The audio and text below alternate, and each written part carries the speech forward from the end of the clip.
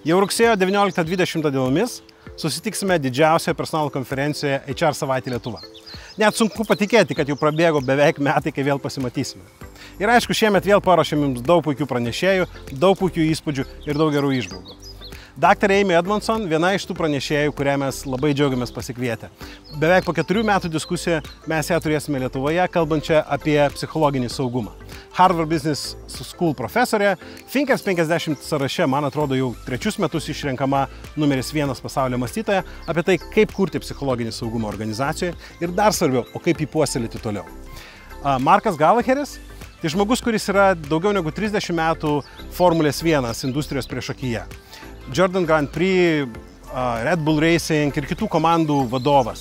Žmogus, kuris kalba apie tai, kad Formulė 1, nelygu mėgsti ar nemėgsti, žiūri ar nežiūri, tu tikrai žinai, kad jinai yra prisotinta geriausių talentų, daugiausiai pinigų, naujausių technologijų, o pralaimėjimo kaina yra labai didžiulė. Tik kaip padaryti taip, kad tu ten iš tikrųjų laimėtum? Ir jisai sako, tai nesusijęs su tais dalykais, tai labiausiai susijęs su lyderystė ir komanda. Daktarė Aisha Kartos, klinikinė psichologija, kuri atsiveda vieną klausimą. Ir tas klausimas yra toksai. Kas mes esam žmonės? Ar mes esam mąstančios būtybės, kurios turi jausmus?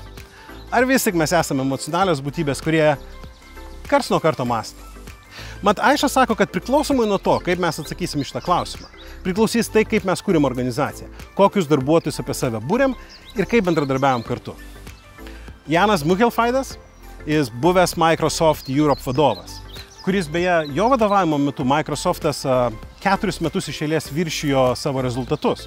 Ir kai jo paklausė, kaip tau pavyko, jisai atsakė, tai nebuvo apie strategiją, tai nebuvo apie įžvalgą, tai nebuvo apie paskrumą, tai buvo apie vieną vienintelį dalyką, tai yra darbas su žmonėmis. Ir kai Jano paprašė parašyti knygą apie tai, kaip jam tai pavyko padaryti, gimė knyga, kuri labai greitai tapo bestselleriu, tai yra The Positive Leader. Ir sako, visa tai yra apie žmonės, apie lyderius, kurie padeda kitiems pasiekti. Turėsime, aišku, ir kitų pranešėjų. Tai Matajas Makidonski, Boston Consulting Group direktoriaus pavaduotojas, kuris tuo pačiu yra People Analytics ir Future of Jobs studijų vadovas.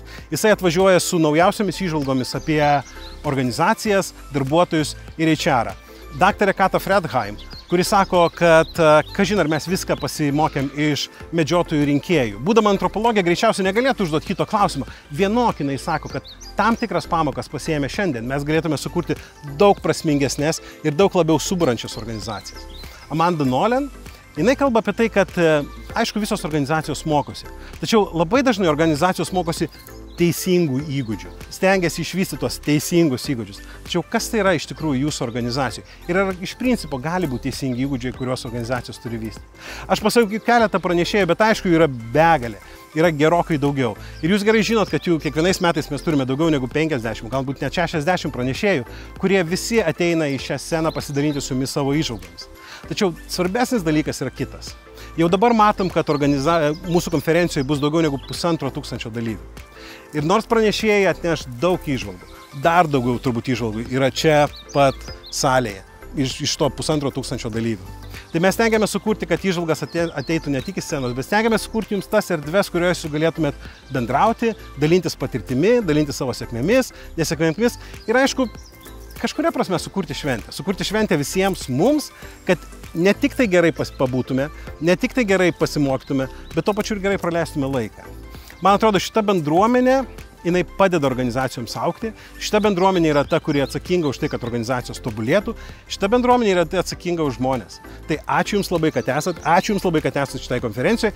Ačiū labai mūsų pagrindiniam partneriui Danske Bank, kuris mus nuolatos pastumia į priekį ir labai teisingų kelių. Beje, vos nepamiršau pasakyti.